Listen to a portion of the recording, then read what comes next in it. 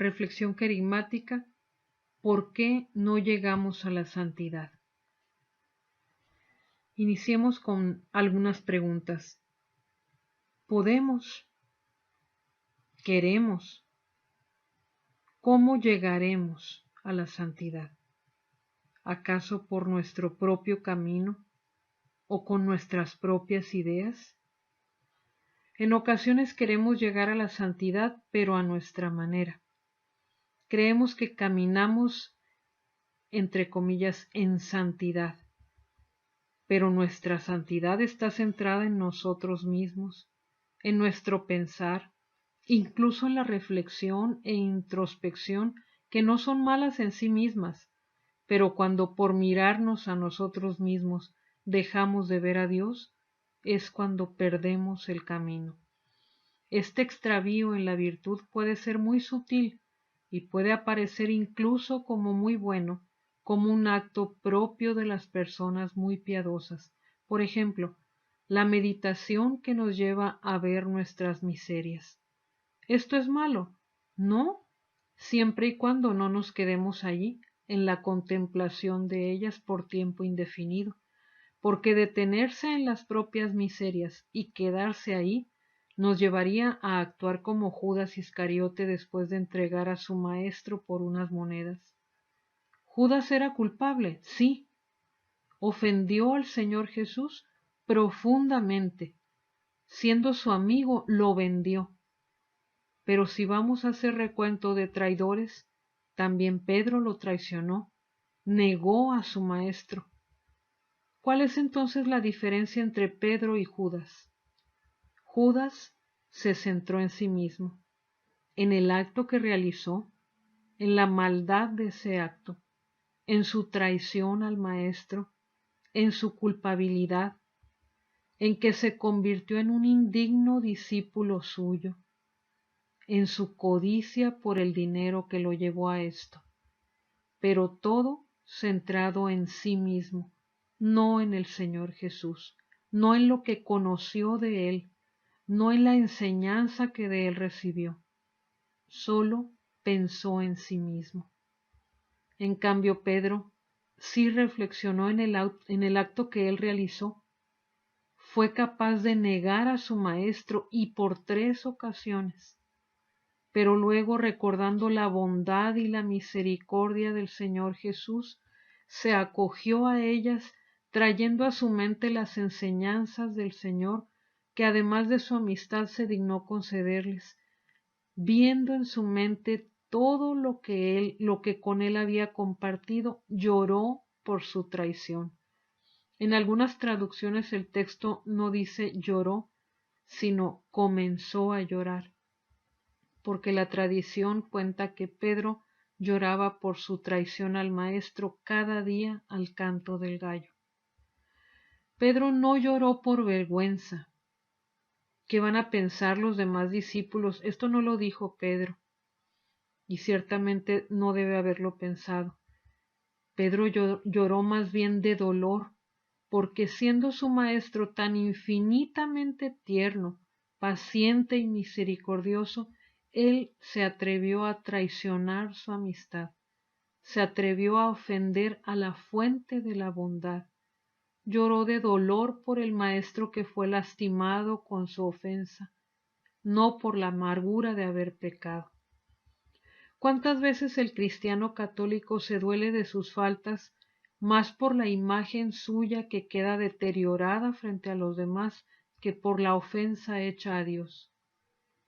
¿Cuántas otras veces nos lamentamos de no avanzar en la virtud, en la santidad, en el conocimiento, pero no por amor a Dios, sino por amor a nosotros mismos, a nuestro reconocimiento?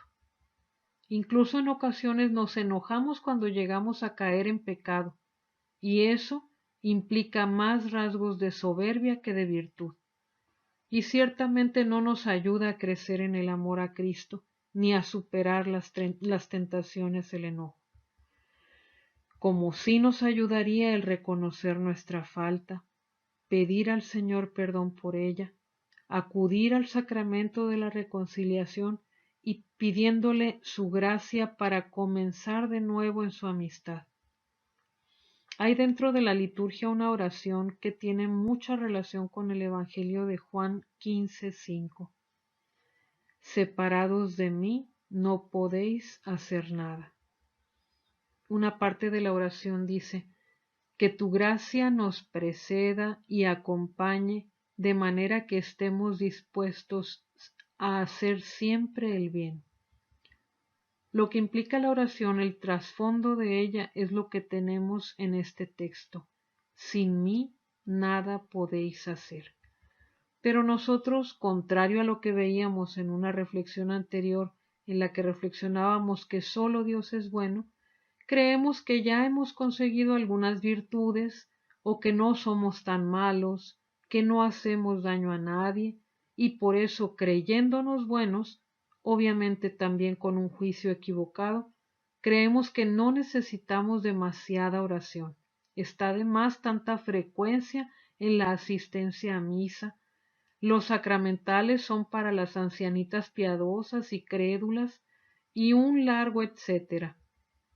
Pensando así, no es raro que nuestros momentos de oración sean solamente cuando tenemos grandes o muy fuertes necesidades, y después de pasada la tormenta, solucionada la situación, dedicamos al Señor solo el tiempo que nos sobra, o para que no suene tan cruel, solo un poquito de nuestro tiempo. Y si así somos la mayoría de los católicos, ¿con cuánta razón mucha gente no cree o deja de creer por el flaco testimonio que nosotros damos de la fe? Pero que quede muy claro, Dios no cambia, no ha dejado de buscarnos. Él quiere amarnos y concedernos su sabiduría. Pero esto no ocurre cuando nosotros cerramos el corazón. Y le cerramos el corazón al ignorar su presencia en nuestras vidas, al no darle el primer lugar, al querer amarle a nuestra manera. Y con respecto a esto último hay mucho que decir, porque incluso cuando pensamos que somos buenos porque no vivimos en pecado público, que provoque escándalo a los demás, el hecho de querer elegir la propia manera de llegar a la santidad, las grandes penitencias o los ayunos o sacrificios, no necesariamente nos van a ayudar a crecer espiritualmente, porque al demonio no le asustan estas penitencias tanto como el hecho de que seamos humildemente obedientes a la voluntad de Dios. Eso sí le molesta, que tú y yo actuemos siempre buscando en todo la mayor gloria de Dios, a la manera de San Ignacio de Loyola. Esto sí perturba sus planes para impedir nuestra salvación. Por eso la importancia de la oración litúrgica que citábamos, que tu gracia nos preceda y acompañe, porque nosotros nada podemos sin ti, Señor. Ni el más mínimo fervor, ni los deseos de orar, ni la constancia en la oración pueden venir de nosotros mismos. Por eso la gran importancia de la humildad y el reconocimiento nuevamente de que solo Dios es bueno. Y si no es de la oración y de la intimidad en la amistad con Cristo el Señor, ¿de dónde sacaremos las palabras para anunciarlo o para dar testimonio de Él? ¿Acaso repetiremos de memoria lo que hemos oído a otros? Porque del Señor Jesús decían los judíos de su tiempo, habla como quien tiene autoridad. No veo al Señor Jesús repitiendo las palabras de los profetas. ¿Cómo no, si Él estaba continuamente en presencia del Padre y del Espíritu Santo? ¿Cómo no iban a brotar de Él las ideas, las palabras más santas, más directas que tocaban profundamente en los corazones? ¿De dónde yo, que soy tierra y menos que eso, podría hablar de parte de Dios? ¿O cómo podría dar testimonio de Él si no busco continuamente la presencia y la ayuda de Dios? ¿Y cómo podría obtener la constante presencia y ayuda del Padre y del Espíritu Santo para dar testimonio si no lo invoco, si no me dirijo a ellos? ¿Y cómo puedo dirigirme a ellos mientras estoy de camino? De camino porque no le dedico un tiempo especial, y si se lo dedico quizás es demasiado breve por las prisas de la vida. ¿Y qué vida puedo tener que no me venga de Dios y no sea dedicada a Él y no tienda a Él como a su fin? Mi espíritu, así como mi corazón y mis rodillas, necesitan doblegarse para que así, doblegadas, puedan externa e internamente reconocer su pequeñez. Incluso, más que doblegarse, la criatura para presentarse ante su Creador debería aniquilarse, porque nuestra pequeñez moral, espiritual y física es tanta que no es digna de estar en su presencia. Pero Él, por su gracia, se digna recibirnos en su presencia y escuchar nuestra oración sin que externamente nos hagamos daño.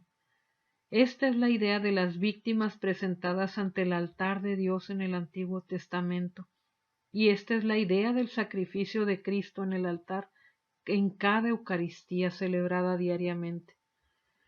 Presentar ante Dios la víctima por nuestros pecados, presentar el signo de la aniquilación que debería ocurrir en nosotros y aniquilar de hecho en nosotros con ayuda de la gracia la soberbia y la autosuficiencia, reconociendo en Dios la fuente y el culmen de nuestra vida y de nuestra esperanza. Este es el sacrificio que deberíamos ofrecer, y con estas disposiciones.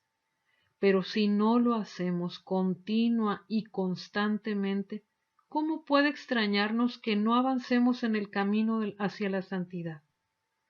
Y contemplamos mejoría en otros y crecimiento espiritual en algunos, y yo, ¿por qué estoy igual? Quizás aquel o aquellos sean más humildes que tú y que yo.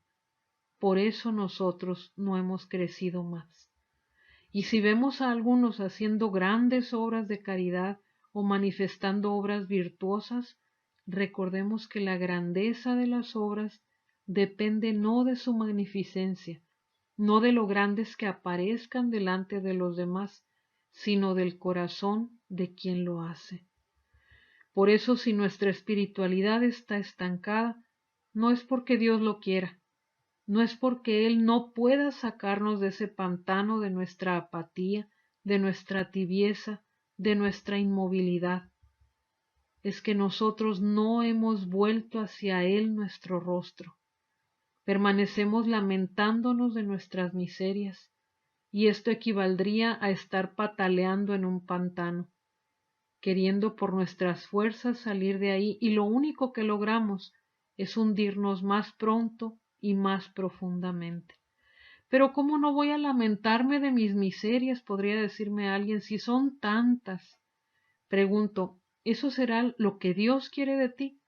¿Querrá que permanezcamos tú y yo viendo hacia nosotros mismos? ¿O querrá que volvamos el rostro hacia Él que puede sacarnos de esas miserias, no porque nosotros por nuestras fuerzas podamos hacer algo? Quiere que volvamos el rostro hacia Él porque Él puede sacarte de esas miserias, no porque tú puedas, sino porque Él puede y quiere, solo que no lo hará violentando nuestra libertad. No actuará si nosotros no disponemos el corazón para recibirlo. Santa Teresa de Ávila y San Juan de la Cruz coinciden en un pensamiento. Dice San Juan de la Cruz: muchos ansían llegar al cielo, pero pocos desean andar por el camino que conduce al cielo. Y Santa Teresa decía: muchos quieren llegar a la meta, pero les gustaría que otros tuviesen que recorrer el camino y ellos pudieran llegar. Dicho de otra manera, que otro sea el que camine y que sea yo quien llegue. Esto, por supuesto, no es posible. Si no avanzamos, no es porque Dios no lo quiera.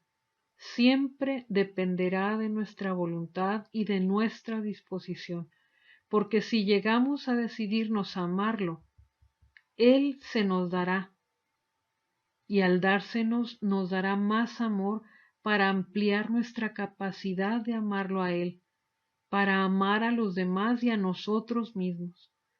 Si le damos amor, Él nos mostrará su rostro, lo que significa que nos hará penetrar en su ser, conocerlo a Él, conocer como los amigos se conocen. Nadie revela sus más íntimos secretos a cualquiera, tampoco Dios lo hace. Pero si lo amas, Él te considera su amigo y se te revela.